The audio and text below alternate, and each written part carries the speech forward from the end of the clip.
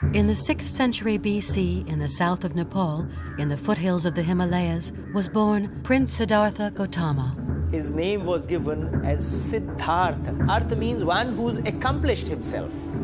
In his palace, Siddhartha enjoyed a childhood sheltered from the woes of the world. I imagine that the palace of Siddhartha Buddha was very huge, extremely beautiful. At the age of 16, he married Princess Yashodhara, having proven his brilliance and strength. It wasn't a love match. Prince Siddhartha was married, so he couldn't leave the palace. But he was deeply unsatisfied by his life as a prince. One day when leaving the palace, he was traumatized by the reality of human suffering. He passed by a sick man, an old man, then a funeral procession. Lastly, he saw a monk and felt an irrepressible urge to adopt a similar life. Soon afterwards, his wife gave birth to his first child, Rahula. Siddhartha decided to leave on a quest for spiritual enlightenment. Siddhartha took off his clothes, saying, "I shall not return until I become a Buddha." Siddhartha was 29 years old and wandered in search of answers to the questions he asked himself.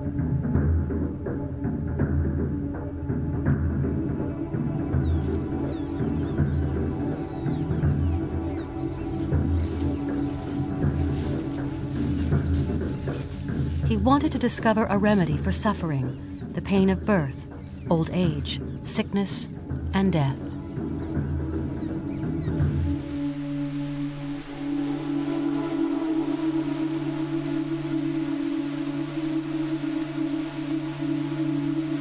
So what the Buddha did when he chose his path after he renounced home and family was in a very old and a noble tradition, Indian tradition.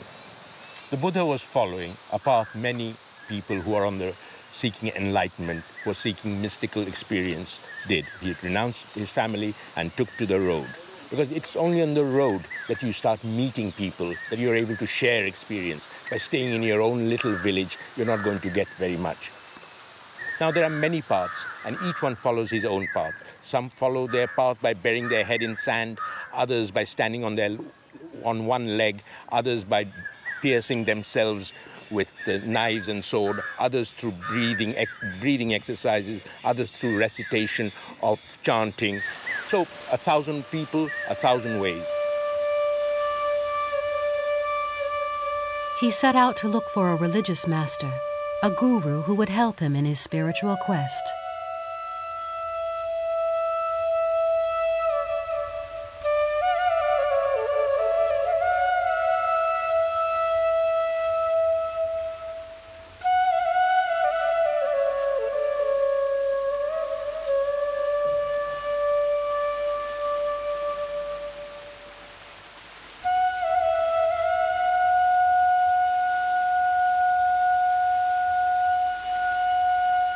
What Guru does, he prepares the background of your mind to accept the truth as itself, as it is. So this is the work of the Guru. Guru has not to do anything imposed upon you. People have misunderstood it. People have misunderstood. What the Guru does, he makes your heart open to Lord, open to truth. And then the work finishes. Then it is you and the truth or the divine yourself. That's it. Nobody else.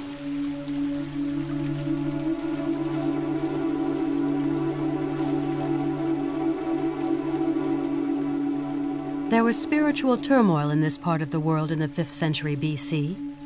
Many thinkers, some of them atheist, did not accept that Brahmin priests had the monopoly on wisdom.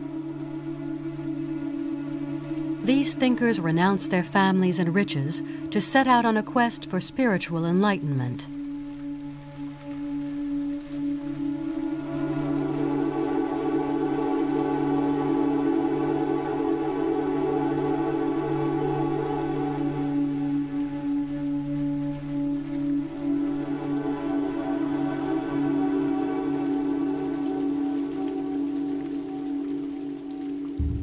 Having left his first master, Siddhartha traveled south to the fortified city of Rajagriha, capital of the powerful kingdom of Magadha.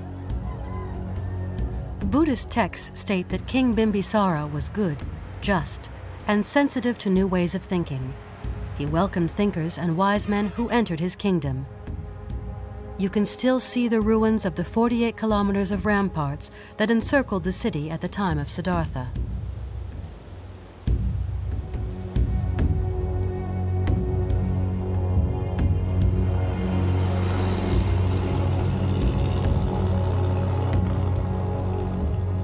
The scriptures claim that Siddhartha liked to meditate on Vulture Peak.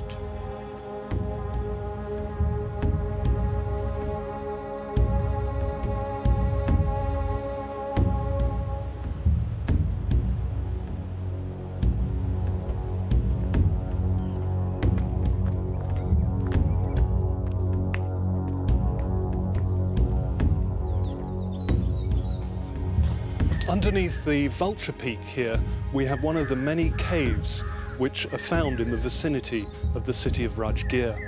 And it's to caves like this, not just the Buddha, but other teachers were also drawn, protected in a way by the wealth and the prestige of the city down below, but close enough for support in terms of food and donations.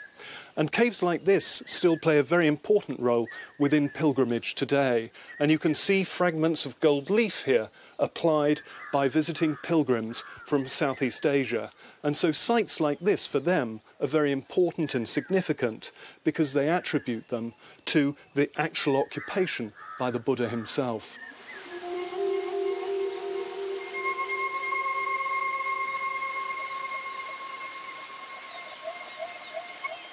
According to the sacred texts, Siddhartha made a strong impression on King Bimbisara, who offered him his protection and more.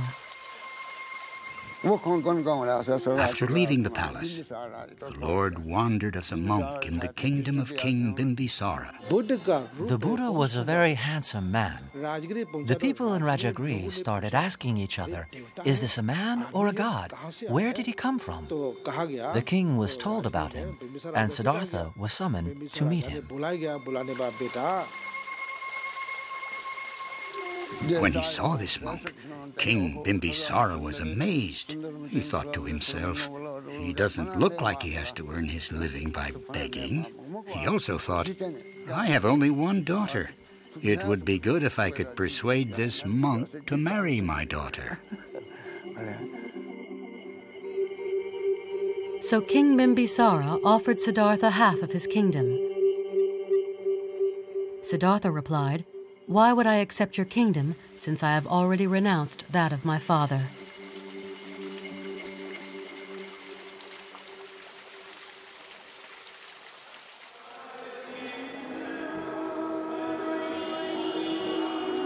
In Rajagriha lived a famous guru, Mahavira Jina, founder of the stern Jain religion. Mahavira taught that evil-doing poisoned us, and he professed absolute non-violence even towards animals. He even recommended that his disciples cover their mouths so as not to accidentally swallow insects.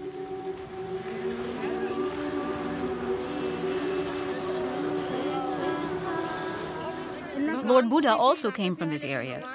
They lived at the same time, but there is a difference in their theories. Lord Buddha's teachings are not stern, whereas the Jain religion is stern. It gives us a challenge and inspiration.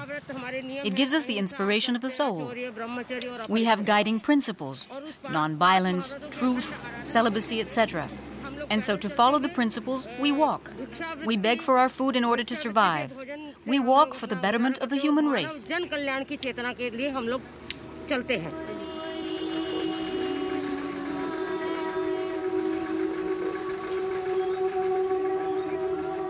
Although both men were in Rajagriha at the same time, no one can be sure that Buddha and Mahavira ever met.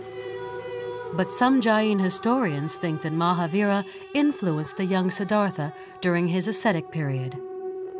Buddhist accounts and teachings speak of his knotting his hair, going naked, and fasting. All these are essential aspects of the Jain religion. So from these teachings, one can say that the Buddha had first embraced the Jain religion.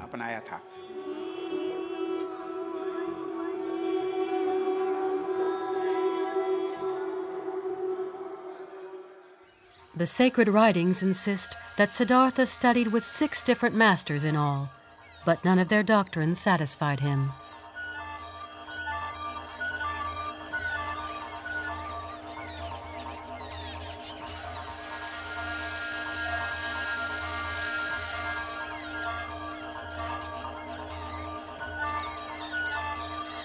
He was not satisfied with his gurus because he went to so many enlightened persons.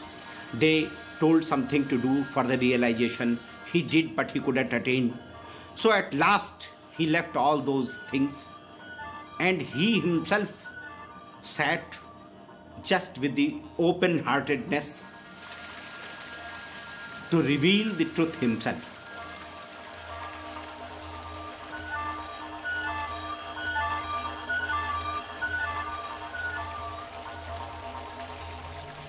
Because he wanted that nothing should be imposed upon as truth.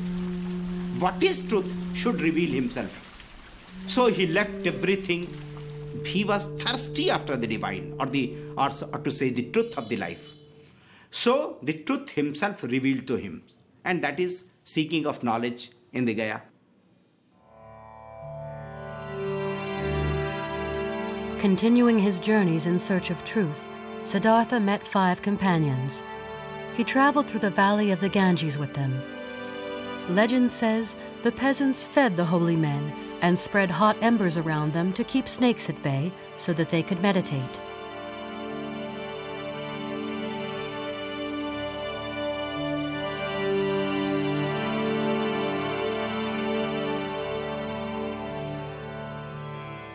They arrived near the city of Gaya, a Hindu place of pilgrimage dedicated to the god Vishnu.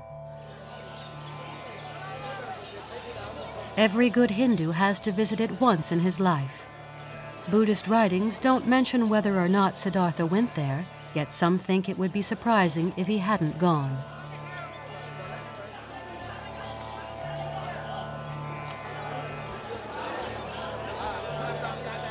In the Hindu religion, Gaya is an essential pilgrimage to improve your karma, that is to say, the cycle of successive reincarnations.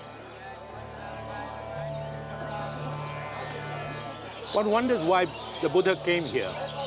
After 6 years of wandering, as a mendicant, as an ascetic, he would probably have come to Gaya to, as it were, renounce his family formally and finally. And this he would do through the rituals that millions of Hindus do to this very day.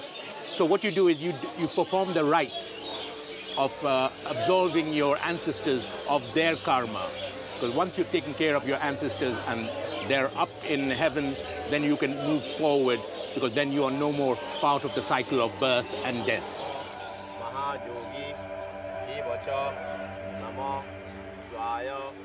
Many reproach the Brahmins for justifying suffering on earth by promising paradise in a future reincarnation. Ordinary people believed that if they suffered during their life, it was because God had decided that they had to repay the faults of their earlier lives.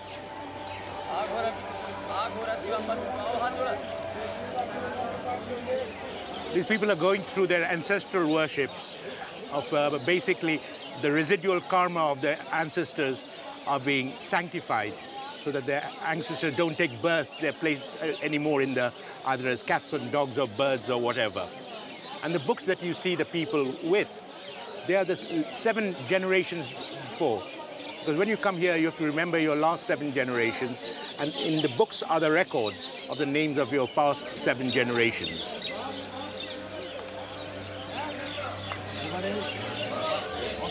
The Brahmins already controlled this pilgrimage at the time of the Buddha.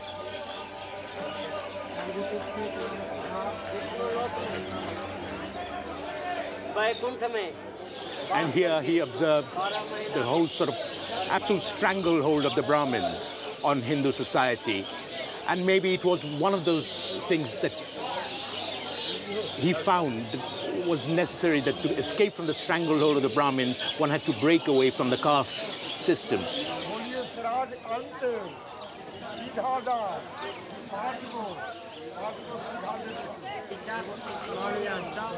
What he saw, that taking the name of Atma or God or some superpower like, they are just absconding from the real truth of the life.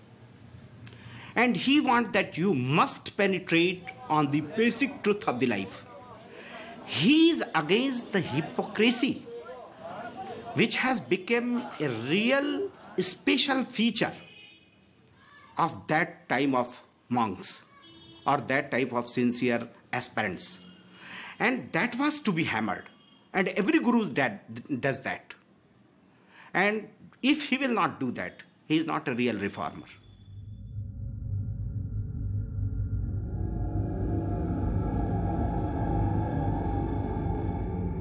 It was now that Siddhartha abandoned all traditional religions. Rather than look for salvation through God, he decided to seek his own path. By himself, within himself, through meditation and mortification. He said to himself that he would go to beg in 10 villages, then to 5 villages, then to 2 villages to beg, and then to 1. He kept decreasing the number of places he would beg from, and then decided to beg from just one house. And if he got food, he would eat, and if not, he would go without. Then he stopped accepting food altogether. In this manner, if a leaf fell off a tree, he would eat it. If it rained, he would drink rain.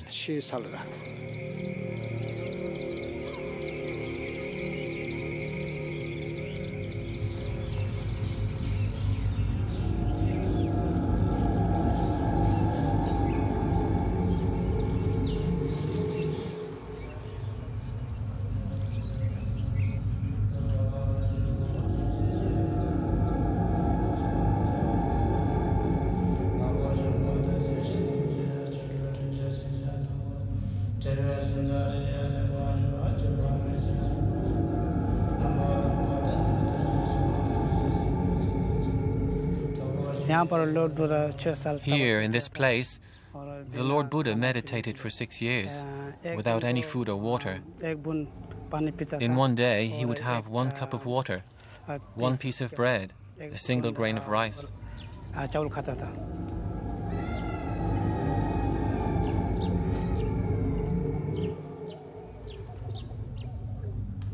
In this cave near Gaya, he practiced months of fasting and abstinence. He became very weak and close to death.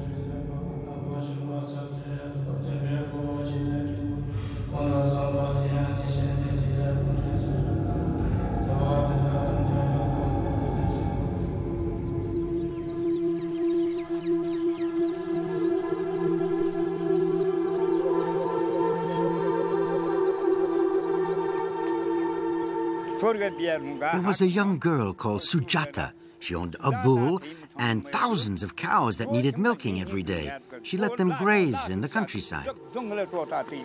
Sujata came from a very rich household. There were a lot of problems about her marriage. She came upon Siddhartha and found him skeleton-like. She prayed, joining her hands, and said, "My Lord, excuse me. If you don't eat, you will die. You have become so thin. You must eat." She said to him that she wanted a nice, handsome man to get married to. And if she found one soon, she would feed him with rice pudding on a golden platter.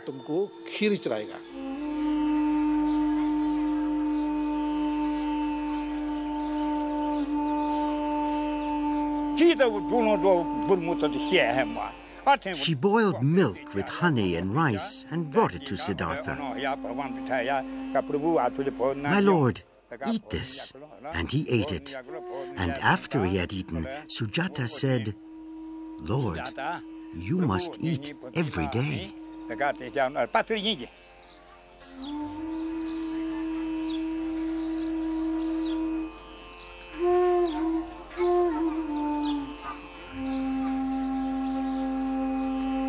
After eating and bathing, he realized that fasting and suffering were not the best ways to obtain salvation, so he stopped depriving himself. His 5 companions, thinking that he'd given up on his spiritual quest, abandoned him scornfully, not understanding what Siddhartha was doing.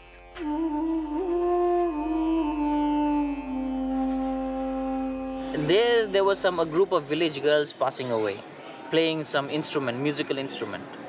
And the leader of the group, the girls, she told her friends not to tighten hard the strings of this instrument.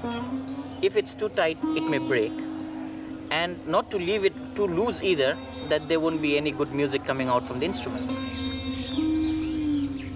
So this Siddhartha took as a very good teaching, the teaching of the middle way, the middle path. Between the royal pleasures he had known and the extreme deprivation of the ascetics, Siddhartha chose the middle way. A refusal of extremes is one of the cornerstones of Buddhist doctrine. Siddhartha arrived 5 kilometers from Gaya. There he sat meditating under a tree for many long weeks. He used a meditation technique based on concentrating on one's own breathing. He was still seeking the ultimate solution to suffering, to all the things that make humans unhappy, inevitable suffering like birth, separation from loved ones, illness, frustration, and death.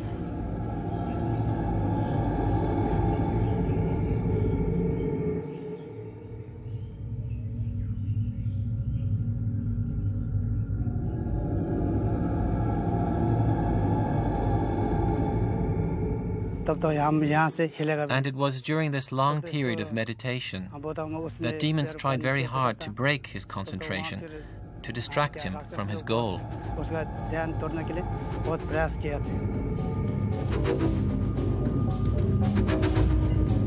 There were lots of temptations, which in the books that we find, it's called Mara, the temptations of Mara and his daughters.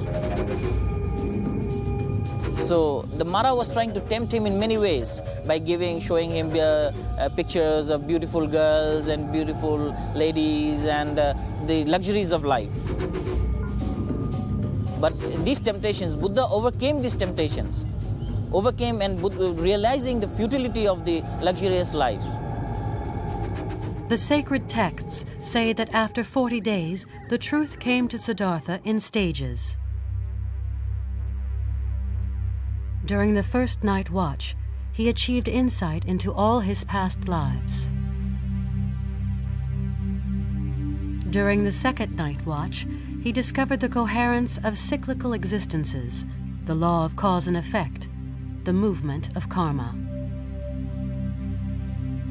During the third and last night watch, he conquered the 4 mental poisons: sensual desire, attachment, wrong views, and ignorance. That evening, under a full moon of the month of May, at the age of 35, he attained enlightenment, awakening, supreme knowledge, nirvana.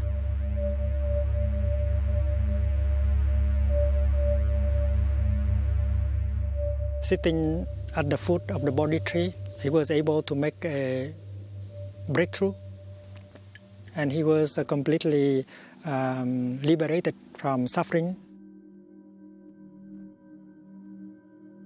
He says that what has happened to me, my consciousness is now free from all tinge of impressions. It has become free. The mind has attained purity. So there is no impurity. It is the impurity which takes us from one birth to another birth. So once there is a complete cessation of desire, there is a complete cessation of, we can say, defilements, a person becomes enlightened. So we do find that, when Buddha became the Buddha, he attained the enlightenment.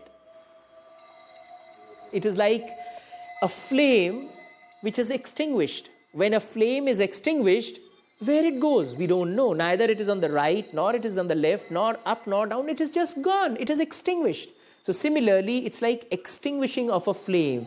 And that is how they call nirvana. It is bana, means in Pali at times as desire. It's like extinguishing of the desire. So extinguishing is like complete cessation. Extinguish. So where the flame goes, we don't know.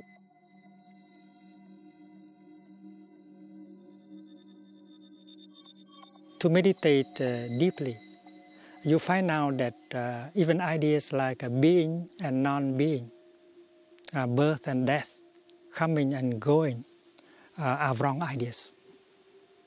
If we are able to remove our wrong perceptions, we will be able to be free from the afflictions and the sufferings that always arise from wrong perceptions.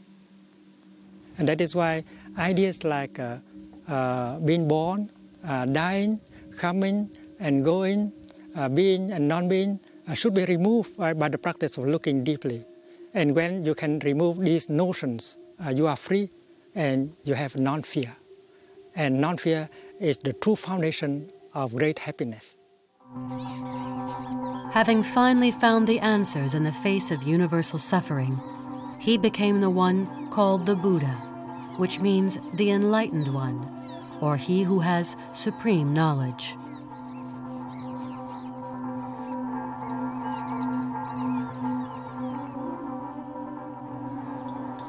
The place where the Buddha found enlightenment has ever since been called Bodh Gaya, or the Gaya of Wisdom. It is now the most sacred location in Buddhism.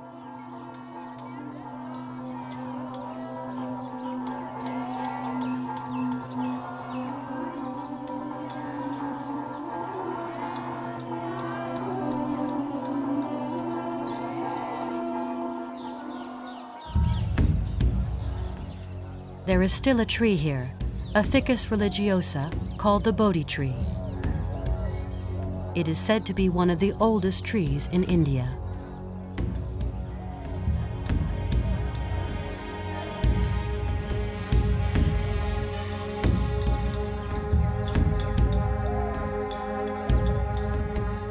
What's very important about this tree is that it acts as a focus for pilgrims to come here. But the tree itself is no more than 150 years old. There are indicators that actually it's much older because there are very clear historical records of cuttings being taken from the tree, planted out, and then as they grow and this original tree dies, they actually replace them. So we have a sequence of replacing that goes on here.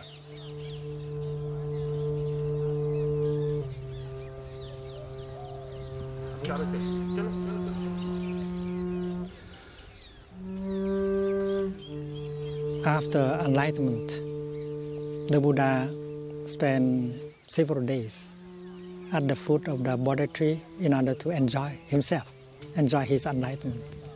Of course, he had some contact with the children and the people in the village. So after having attained freedom and well-being, the Buddha had the desire to go and find his 5 friends who had practiced with him. And then help them to achieve what he had achieved.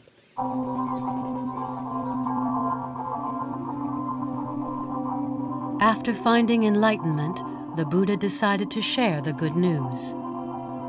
He traveled 300 kilometers, crossing rivers and forests. He finally arrived in the sacred city of Kasi, also called Benares, or now Varanasi.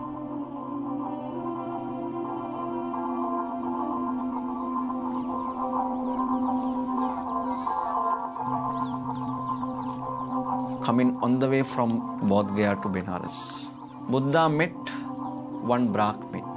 Then that person saw and came to Buddha and asked, "Who are you? Are you Brahmin? No, I am not Brahmin. Are you king? No, I am not king. Are you God? No, I am not God. Are you man? I am not man." Then he asks, wonderful, who are you? Then Buddha replied, I am Jina. Jina meaning victor, conquer. I am a conqueror's conquer. Then he asked, where are you going? Buddha explained, to turn the wheel of law. I am going to Kasi city.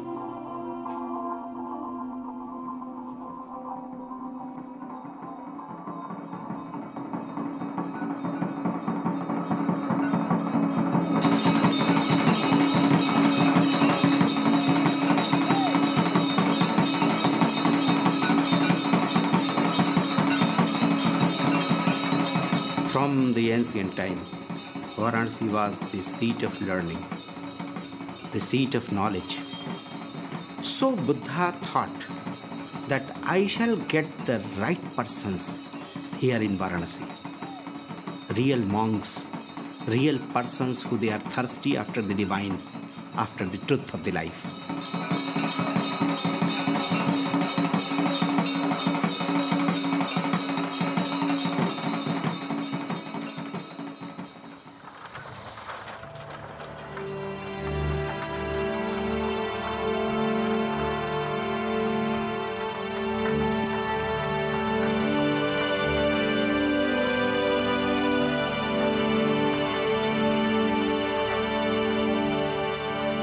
This is the traditional route which pilgrims take when they go round Benares.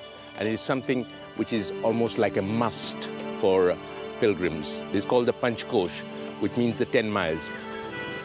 People in the old days, and even now, go from one sacred grove to another. For at each sacred grove, and there are about 14 of them, there are the wells or holy waters, which have therapeutic value.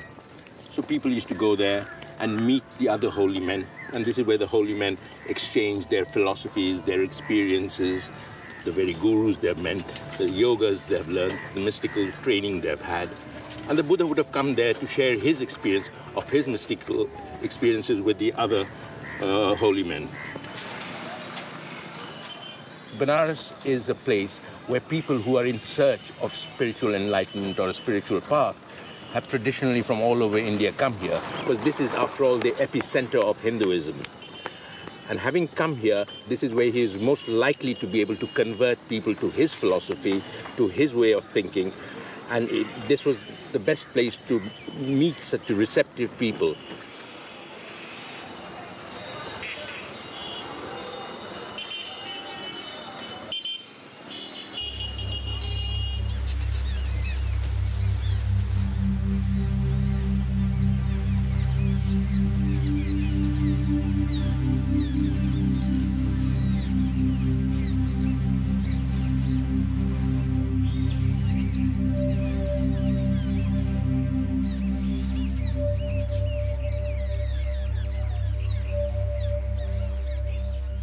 The Buddha learned that his 5 companions were living in Sarnath.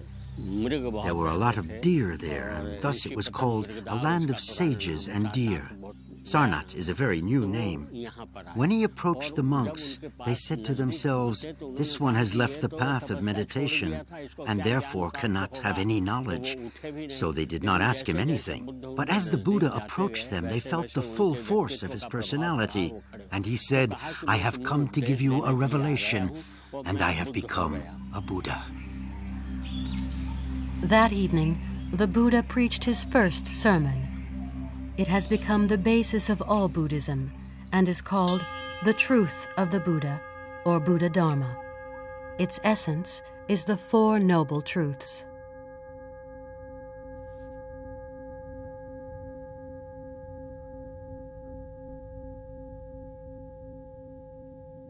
The Buddha said that ill being, suffering is there. And you don't need to be a Buddhist in order to accept that truth, because people suffer quite a bit everywhere. And to recognize that suffering is there is very important. Sometimes you suffer, but you pretend not to suffer. You have no chance to heal. if you have some disease, you have to acknowledge the fact that you have that disease before there is a hope for healing. So to acknowledge that there is suffering within yourself, there is suffering within your family, your church, your society, this is the first step.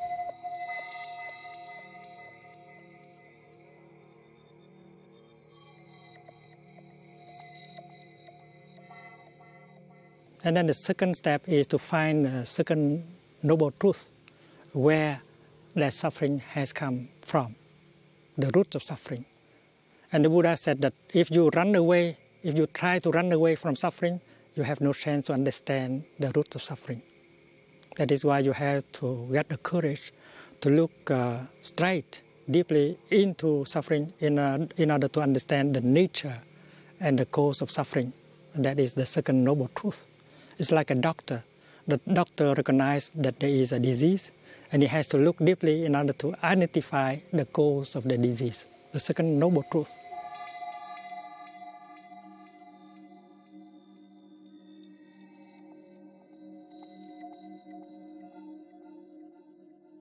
The doctor said, well, this disease can be healed. Confirmation that suffering can be removed, can be transformed, that is the third truth.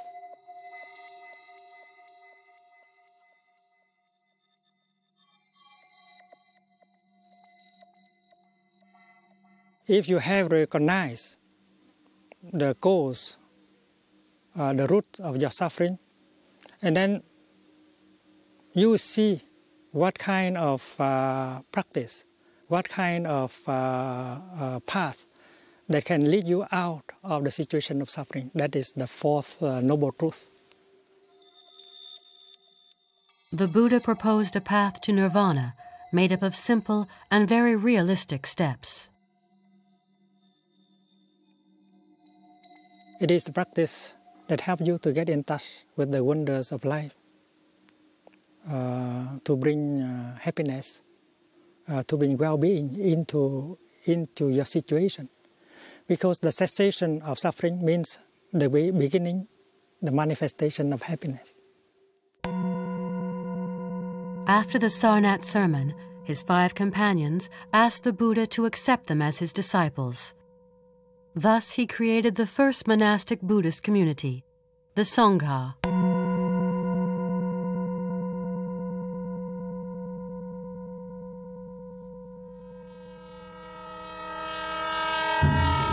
From then on, the Buddha traveled throughout India. He taught the Dharma, the Buddhist law, to everyone who was ready to hear it.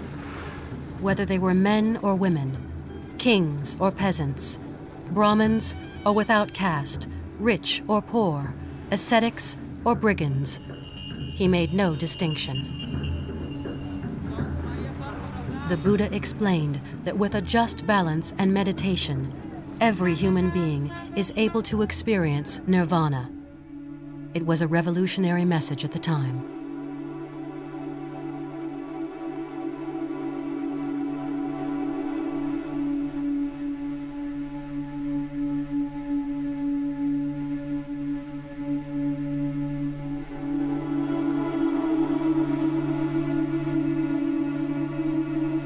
The Buddha was the greatest revolutionary, in fact the first revolutionary. His first message of his enlightenment is, all men are born equal. Nobody is born high or low. If we are to decide who is high or who is low, it should be through his deeds, through the works that he does. If he does good work, he is a good man, a higher man. If he does bad and vulgar works, he is a low caste man or lower man. So these are the differences of a high and low man in society. That's his message. The people of that time, those who were suffering from this caste system, they wanted something in society where they would be looked upon as equal. So it was for everyone, for the benefit of everyone, for the welfare of anyone, without any caste, creed, or anything, it is for all. If a person is a human being, yes, this teaching is most practical. This is for them, how they can come out of suffering. So that is what we find, that it was so much, people got attracted because what he was preaching, he was making them experience that. Thus, the Buddha taught very difficult concepts, such as impermanence, emptiness, and the non-self, in the form of precepts and parables. His faithful disciple Ananda memorized and repeated them.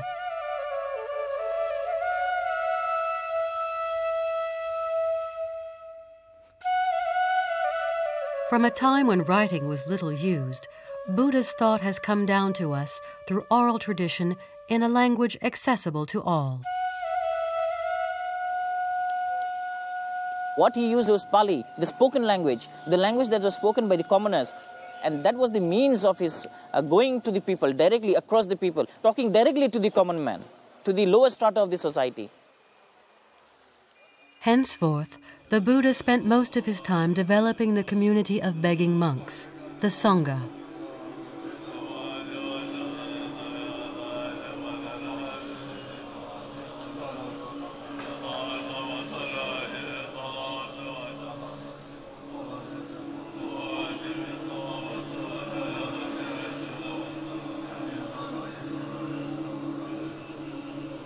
He devoted a lot of his time building the Sangha. The Sangha for the Buddha is like the music instrument for a musician. Without the instrument, you cannot play the music. And that is why the Sangha can be said to be the masterpiece, a creation of the Buddha. Because a good Sangha has a wonderful power to be the refuge for many people, to help people with transformation and healing.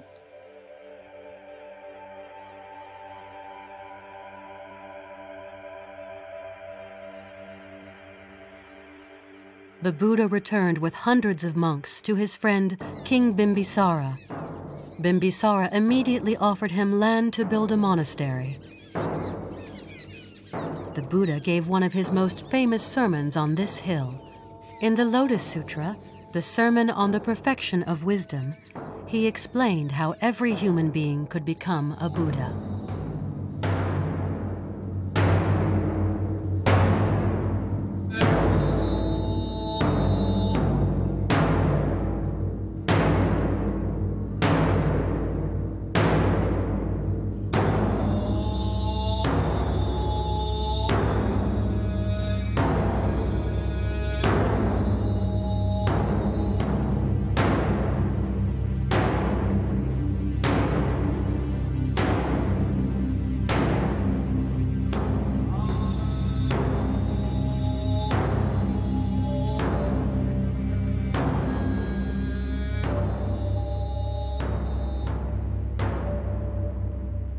Any one of us has the capacity of becoming a Buddha. And that is what the Buddha said. Whether we are man or woman, black or white, or brown or red, we can all become fully enlightened. And that is why all of us can continue the Buddha. So if you get that, you are no longer afraid. And that is your supernatural power. Already, if you have non-fear, and then you are quite different from other people, because they are subjected to fear of dying, fear of being nothing. But with non-fear in you, with that deep wisdom in you, you become supernatural. You are no longer a mortal. So to say that the Buddha has a supernatural power, that is true also. But he does not need to be a god in order to have that. He needs only to have freedom. Freedom from wrong views and freedom from fear. The Buddha is a human being who has a deep capacity of understanding and of loving. And having great compassion, great love, great understanding, he can perform miracles. He said the greatest miracle is the miracle of teaching and transforming people. And that is a miracle that he do every day.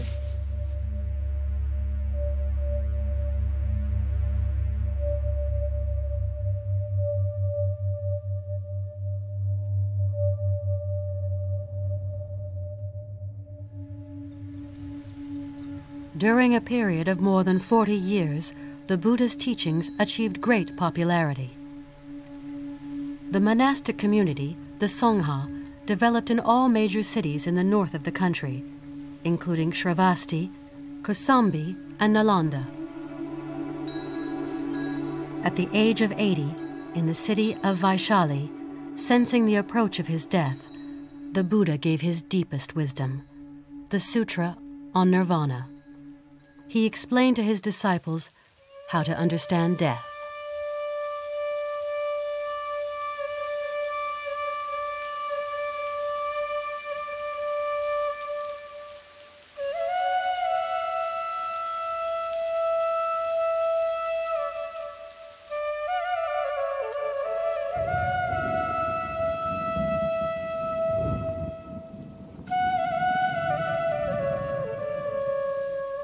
When you look at a cloud, you think that the cloud as a being.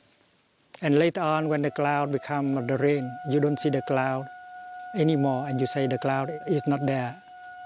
And you describe the cloud as non-being. But if you look deeply, you can see the cloud in the rain. And that is why it's impossible for a cloud to die. A cloud can become rain or snow or ice, but the cloud cannot become nothing. And that is why the notion of death cannot be applied to reality. There is a transformation, there is a continuation, but you cannot say that there is death, because in your mind, to die means from something you suddenly become nothing. From someone you suddenly become no one. And so the notion of death cannot apply to reality, whether to a cloud or to a human being.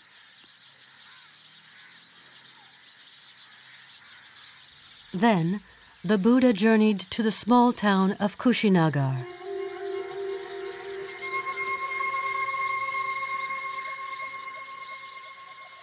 There, a blacksmith named Chunda offered him his last supper. When Chunda offered the lunch, Lord Buddha said that I can accept your lunch with one condition. What was that condition? That one of the item only I will take and rest of the item to be buried under a pit. And the food was offered. And the food is actually, what was that food? Now, some says it is poisonous mushroom. Some says it is something poisonous underground root. And some says pork. But it cannot be pork, because no one is to offer Lord Buddha this meat, because he was against this killing of animals. It is in the precept.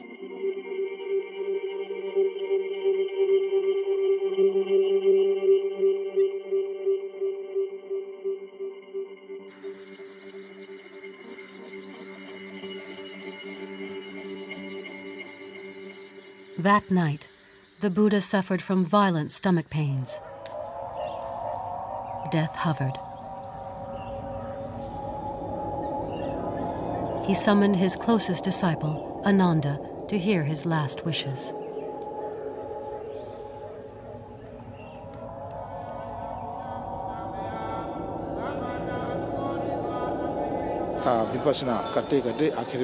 In the middle of the night, he said, Ananda, ask of me whatever you want to know before I attain nirvana. Don't say that after attaining my nirvana, you are not able to ask me anything, gain any knowledge. So Ananda asked him two things. One was that, Master, after you are gone, which places should one go to? And secondly, after you die, what do we do with your body?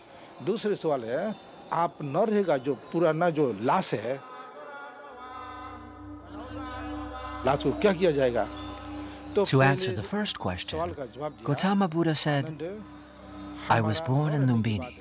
That is one of the places to go to. Then I gained enlightenment in Bodh Gaya. You should go there. I gave my first sermon in Sarnath. Go there. Here in Kushinagar, I attained nirvana. You should go there too. So these 4 places you can visit. The second thing, once I am no longer here, I want the same cremation ritual that is performed for the greatest king.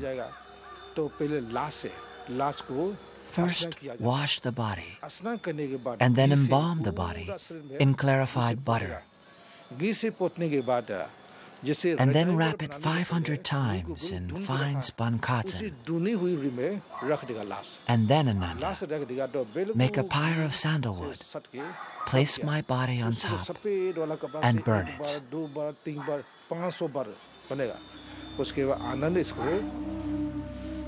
The last words of the Buddha were, "Every man is his own prison, but every man can obtain the right to escape. Never stop struggling."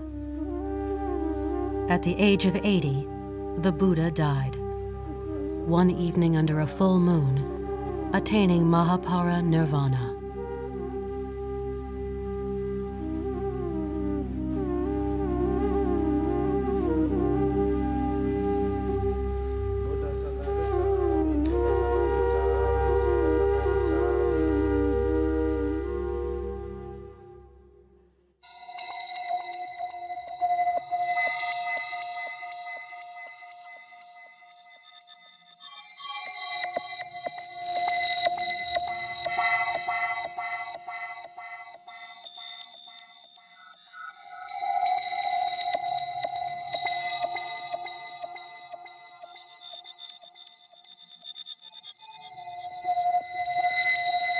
The Buddha did not die. The Buddha only continued by his Sangha, by his Dharma. And you can touch the Buddha in the here and the now.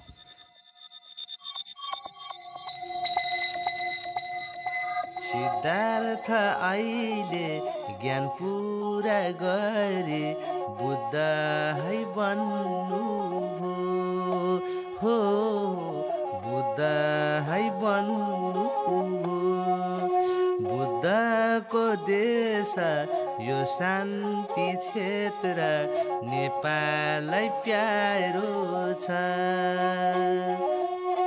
Buddha ko desa yo shanti kshetra Nepalai pyaro cha Buddha saranam गच्छामि भन्दै दर्शन गर्दछौ हो दर्शन गर्दछौ बुद्ध शरणम गच्छामि भनी दर्शन गर्दछौ